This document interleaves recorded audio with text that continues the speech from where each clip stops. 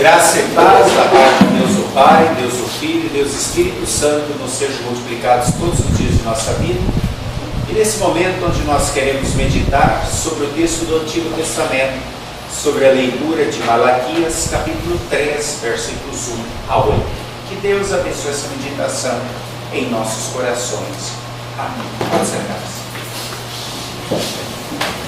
Queridos irmãos e irmãs em Cristo Jesus, entre os textos para essa segunda semana de Advento, nós temos o texto de Malaquias.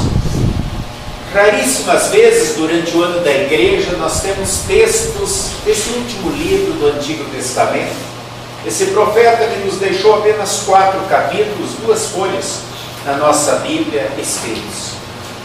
No texto de hoje, Malaquias, que se coloca como mensageiro de Deus, aponta para um outro mensageiro. Aponta para o último mensageiro antes da vinda de Jesus, para aquele que, segundo as palavras de Jesus, é o maior de todos os homens, o maior de todos os profetas, João Batista. Assim como Malaquias, no seu tempo, teve uma palavra dura, uma palavra de conversão, uma palavra de chamamento para um povo que estava frio diante das coisas de Deus, assim João Batista fez mais ou menos 350, 400 anos depois. Malaquias, ele vive mais ou menos entre o ano 450 e 350 antes de Jesus. Naquela última fase de poderio do governo do povo persa, antes de Alexandre o Grande assumir o governo, antes dos gregos dominarem o mundo, antes de surgir o Império Romano, que é o que dominava na época de João Batista, na época de Jesus. E Malaquias, ele escreve o seu texto, ele é chamado a profetizar por Deus, quando Esdras, Neemias e aquelas outras pessoas já haviam voltado do cativeiro babilônico. Aqueles milhares já haviam voltado e restabelecido o culto, reconstruído a cidade de Jerusalém, reconstruído os muros, reconstruído o próprio templo. Já haviam sacerdotes para ministrar novamente na igreja de Deus. Não havia rei, haviam governadores, haviam príncipes, líderes locais. Entretanto, esse povo, ele fazia do culto apenas uma rotina, apenas um ritual a ser observado. O culto era frio, o culto era mecânico. E é por isso que Deus chama Malaquias para dar uma mexida naquele povo, para novamente acordar aquele povo. Vou ler alguns destaques nessa pequena carta de Malaquias. Eu recomendo a todos para ler em casa, apenas 4 capítulos. Ele trata da soberania de Deus.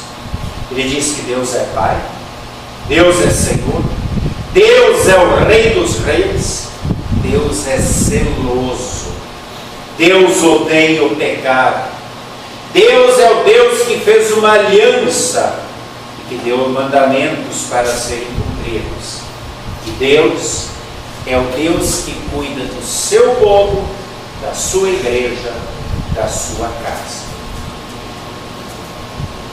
Desta maneira, Malaquias, no seu livro, se refere a Deus. As repreensões que Malaquias dá no seu livro. Deus está clamando: onde está a minha honra? Vocês me desonram. Os sacerdotes desprezam a minha santidade. Vocês, juntamente com o povo, trazem qualquer oferta. Vocês relaxaram nos dízimos e nas ofertas. Vocês violaram minha aliança. Vocês estão aceitando os casamentos místicos. vocês estão desprezando o meu nome, as minhas leis, vocês estão me enfadando porque querem me provar, querem me tentar e invejam os pagãos. Essas são as repreensões. E então a advertência que Malaquias traz: virá um juízo. O culto de vocês é desprezível. As vossas orações são desprezíveis. As vossas ofertas são desprezíveis. E vocês vivem uma vida desprezível. Queridos irmãos e irmãs, diante desse tipo de pregação, nós podemos imaginar que Malaquias foi ouvido por seu povo com bons ouvidos. Deus reclama que os sacerdotes não estão nem aí, estão cumprindo um ritual. E Deus diz que as orações deles são desprezíveis, suas ofertas são desprezíveis, e Deus se queixa das ofertas que trazem e diz assim: vocês trazem para mim um boi coxo, um boi cego. Ele diz: experimentem agradar o vosso governador com um boi assim. Cadê as primícias? Cadê os dízimos? Vocês estão me roubando as vossas ofertas. Vocês estão aceitando casamentos mistos, estão aceitando a idolatria. O que acontecia? Várias mulheres entre o povo estavam casando com homens que tinham ídolos e que traziam esses ídolos para o seu culto. Vários homens estavam casando com mulheres que adoravam estátuas, imagens, e que traziam esses ídolos, essa idolatria para dentro do seu culto. Qualquer tipo de idolatria, qualquer tipo de culto, de oração, de adoração que não seja o Deus verdadeiro, é feito ao diabo. Se você casar com um filho ou uma filha do diabo, com certeza, sendo cristão, você vai ter problemas com seu sogro. Por isso que Deus está irritado. Não havia mais fidelidade, não havia mais compromisso com o Deus verdadeiro e com o culto a Deus. E lá fora, no dia a dia, também não havia mais o relacionamento do povo como Cristo, como Deus exige, o ser filho de Deus lá no dia a dia. Eu gostaria de ler para vocês só um versículo. Se alguém tiver ainda com a Bíblia aberta no texto, é o versículo 5. É um dos versículos maiores que tem na Bíblia.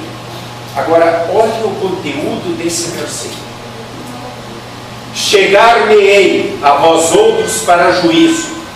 Serei testemunha veloz contra os feiticeiros e contra os alunos, contra os que juram falsamente e contra os que defraudam o salário do jornaleiro, contra os que oprimem a viúva e o órfão, contra os que torcem o direito do estrangeiro e não me temem, diz o Senhor dos Exércitos.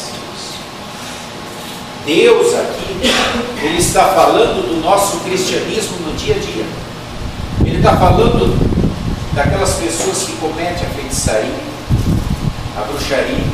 Como nós temos hoje em dia pessoas novamente que participam de cultos místicos, de cultos onde se invocam entidades de outro mundo e fazem a feitiçaria. Ele fala dos adultérios. Como novamente hoje em dia no nosso mundo, essa mensagem é para hoje. Nós estamos vivendo um período de Advento e de Natal, mas é só vocês ligarem a televisão que está cheio de propaganda de carnaval o tempo todo. Como se evoca o sensualismo. Nos programas de auditório não existe programa sem mulheres ou homens seminus. Olha o que Deus está falando. Ele diz: ai daqueles que juram falsamente. Ele está falando da mentira. Como novamente nós vemos pessoas com a maior cara de pau, e não estou falando só dos políticos, que juram que não viram, que não fazem, que não sabem de nada, mas no dia a dia, como as pessoas já fizeram da mentira ou do não falar exatamente toda a verdade, algo normal na sua vida. Olha o que Deus está falando aqui na questão dos pobres. Ele diz: ai daquele que defrauda o salário do jornaleiro. Aqui não está se falando do vendedor de jornal. Jornaleiro, na época de Jesus, nas épocas antigas, era aquela pessoa que ganhava era o diarista, era aquele que completava a jornada de um dia, por isso era chamado de jornaleiro.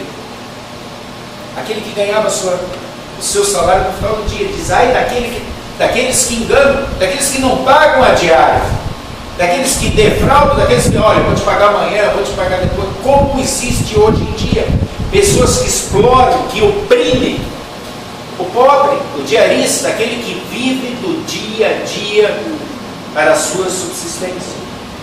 Ele fala do cuidado dos órfãos, das viúvas, dos estrangeiros. Muitas vezes se fala num Deus exclusivista no Antigo Testamento. Deus não é exclusivista. Pelo contrário, quando nós lemos as leis do Antigo Testamento, principalmente Levíticos, nós vemos ali uma revolução, porque cada povo pensava só em si.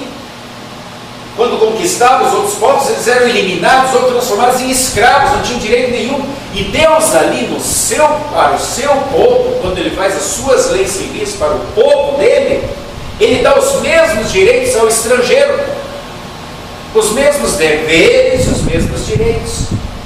Por quê? Porque Deus sempre quer que nós aprendamos a olhar o outro como alguém igual, como sendo Deus o Pai de todos e nós uma família. Muitas vezes nós nos achamos donos deste país, principalmente quando pensamos em estrangeiros que vêm de fora. Vocês já pararam para pensar quem somos nós? Quem somos nós? Cada um aqui. Uns tiveram seus avós, seus bisavós que vieram da Itália, outros vieram da Alemanha, outros vieram da Polônia, outros vieram da Rússia, outros vieram da África. Quem de nós é nativo? Todos nós somos estrangeiros. Quando vem outros estrangeiros, nós achamos isso muito ruim, achamos que a terra é nossa. E nós esquecemos que neste mundo, nessa terra, nós somos peregrinos, nós estamos de passagem. A nossa pátria, a nossa terra está lá depois, no novo céu e na nova terra. E é assim que Deus espera que nós vejamos, que usemos aquilo que Ele nos dá no dia a dia, mas que saibamos repartir, que saibamos usar o bem comum em comum. E muitas vezes somos egoístas e dizemos: isso aqui é meu e acabou. E é contra isso que Deus está falando. Ele diz: vocês não temem a mim, que sou o doador, o dono de tudo. Vocês acham que tudo é de vocês, que cada um é dono de si. Então Ele disse: se eu parar de abençoar vocês, não vai acontecer. E novamente, como em todos os livros do Antigo Testamento, Deus, Ele faz uma oferta de bênção e uma de maldição. Ele mostra um caminho que vai dar no céu e um caminho que vai dar no inferno. Qual é o caminho que eu e você, que nós estamos seguindo? Como é que está o meu ser cristão aqui na igreja? Somos fiéis a Deus, levamos o culto de Deus a sério, o nosso comprometimento com Deus, o nosso envolvimento com Deus? Ou é só lá de vez em quando? E lá fora, somos vistos como pequenos cristos na sociedade? Eu sou um filho de Deus na minha vocação, como pai, como mãe, como irmão, como irmã, como esposo, como esposa, como vizinho, como estudante, como professor, como patrão, como empregado. As pessoas me conhecem como cristão, como alguém que leva o amor de Deus, que fala do perdão de Deus, que tenta ser um agente de mudança na sociedade, mostrando bondade, mansidão, domínio próprio, benignidade, perdão, tudo aquilo que Deus me ensina e que diz que são os frutos do Espírito, que fluem da vida de fé em amor?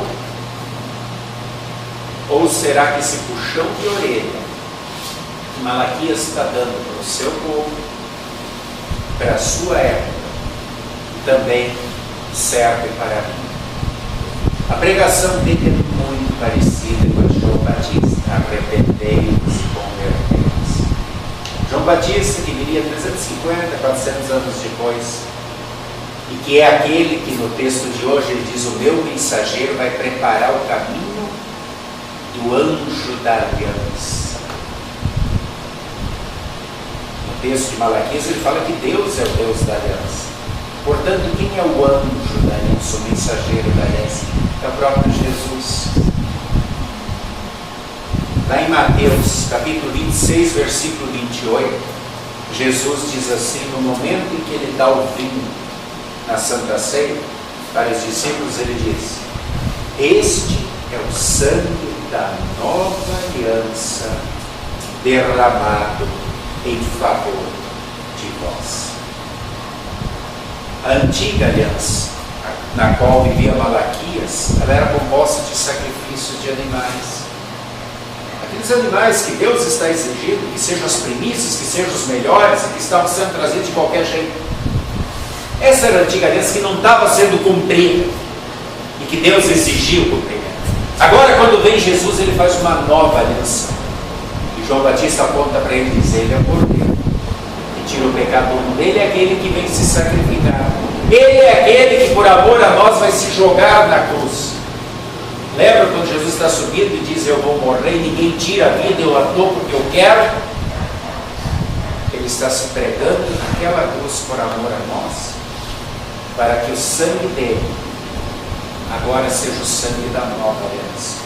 E toda vez que nós voltamos diante do altar do Senhor, diante da mesa de Deus, e recebemos junto com o pão e o vinho, estamos renovando essa aliança. Ou seja, Jesus realmente está ali presente, dizendo: é para ti, eu morri por ti, o meu sangue limpou todos os meus pecados, tu agora fazes parte da minha família, da minha igreja, e agora tu também pode chamar o meu Pai de Pai Nosso, porque tu é o meu irmão. Este é o valor da Santa Ceia, e é por isso que sempre de novo voltamos, porque se passaram 2400 anos desde que foi dada essa mensagem de Malaquias, mas todas essas advertências que ele fez ao seu povo também valem para nós. Quantas vezes nós também relaxamos no nosso culto a Deus? Isso é, nas nossas leituras bíblicas em casa, no nosso devocional, nas nossas orações, no colocar Deus como prioridade. Quantas vezes nós também desprezamos o sagrado? Quando o culto não tiver tempo. Hoje hoje tem uma boa novela, hoje tem um bom filme, hoje estou indo para a chuva, para o sol, hoje está doendo o cotovelo, a cabeça, a barriga, ou qualquer coisa. Quantas vezes menosprezamos esse momento tão bonito, onde Deus vem a nós na palavra, nos sacramentos, nos perdoando, fortalecendo e edificando a nossa fé, e não somos fiéis a Deus. Deixamos de cumprir os 3 primeiros mandamentos, que é colocar Deus em primeiro lugar na nossa vida. Quantas vezes nós também não valorizamos a aliança, como eles não estavam fazendo há 2400 anos atrás? E quantas vezes lá fora, no dia a dia, nós também falhamos no amor ao próximo, como eles estavam fazendo? Queridos irmãos e irmãs, a proposta é a mesma. Um caminho de bênção, um caminho de maldição. Um caminho com Deus, um caminho sem Deus. Um caminho que vai dar no inferno, um caminho que vai dar no céu. Advento é tempo de preparação, é tempo de alerta, é tempo de mostrar que Jesus cumpriu todas as profecias que foram feitas antes de ele vir, mas que ele continua vindo na palavra, nos sacramentos, renovando a sua aliança, e que a última promessa também se cumprirá. virá. Um dia ele voltará. Ou um dia ele nos levará para diante dele. E lá só haverá duas sentenças. Ou apartai-vos de mim, malditos, para o fogo eterno, ou vinde benditos de meu Pai, para tomar posse da vossa terra, da vossa casa, uma casa definitiva, do novo céu e a nova terra. Que eu, que vocês, possamos ter ouvidos abertos, olhos abertos e principalmente um coração aberto para recebermos essa mensagem de Malaquias, a mensagem de João Batista e principalmente a mensagem de Jesus que diz: vinde a mim, todos que estáis cansados e sobrecarregados, e eu vos aliviarei. Arrependam-se, convertam-se, façam parte da minha aliança e vamos andar juntos nessa peregrinação para a vida eterna. E levemos essa mensagem lá fora, sendo agentes de transformação, sendo pequenos cristos ali onde Ele nos colocou. Se fizermos isso, se vivermos dessa maneira, então nós entendemos a mensagem de Malaquias, a mensagem de João Batista. Então, nós também seremos mensageiros da mensagem do Evangelho, do perdão e da salvação em Jesus, o único Senhor, o único Salvador, o Cordeiro que deu a vida por cada um de nós. Amém. E a paz de Deus, que excede o entendimento humano, guarde corações e mentes em Cristo Jesus até a sua segunda vinda. Amém.